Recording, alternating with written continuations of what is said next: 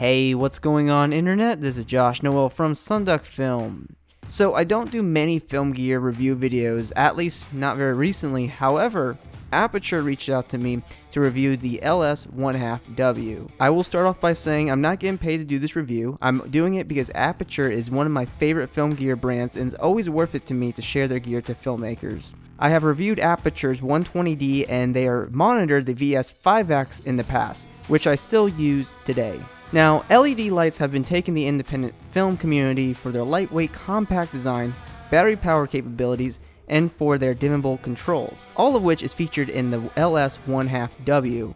However, the issue with most LED lights, which is why I don't typically use LEDs to light with, those problems are rooted in the low CRI values and the limited light outputs from LED. That's why Aputure is the only brand I trust for LEDs. We'll take a look at the importance of these features now. To be brief, CRI stands for Color Rendering Index, which is simply defined as the value of color reproduction. The LS1/2W has a CRI value of 98, which is extremely good.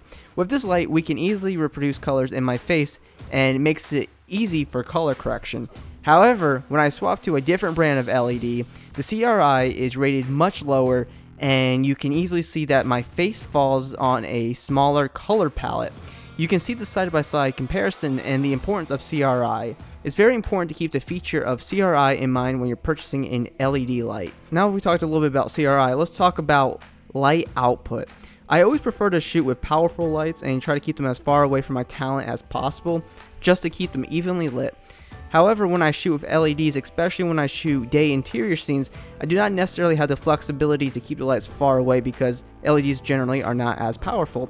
However, Aputure gives me the control I want. And with the LS1/2W, I have the opportunity to light comfortably. At approximately 3 feet away, the LS1/2W emits 1100 lux.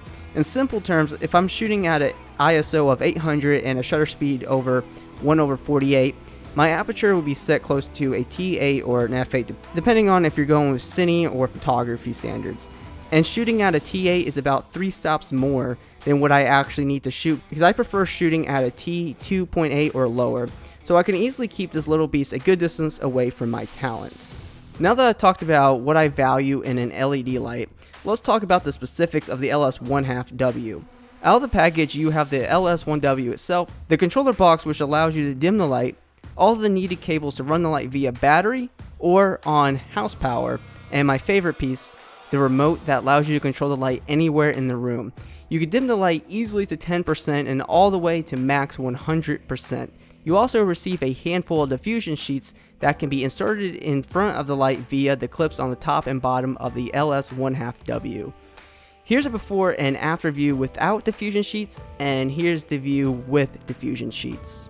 One of the hidden features that I really like in the LS1/2W is its ability to be rigged on a C-stand or any other type of stand. You can easily mount the light to the arm of a C-stand, or if heavier stands aren't your thing, you don't need a big stand. You can use a lightweight stand to hold up your light.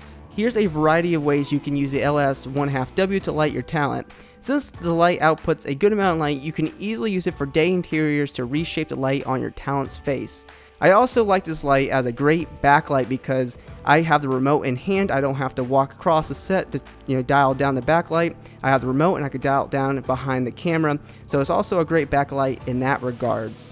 Overall, my final opinion of the LS1/2W should speak for itself. Put it this way, I wouldn't post a review video of this light on SonduckFilm if I didn't like it.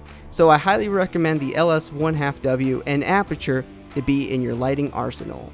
So I hope you guys enjoyed my review video of one of Aputure's lights. If you guys did enjoy the video, please be sure to drop a like because it helps me out tremendously. Subscribe to the channel for more filmmaking and motion graphics videos, and be sure to hit me up on my social media networks. Those links are in the description of this video, and always be creating.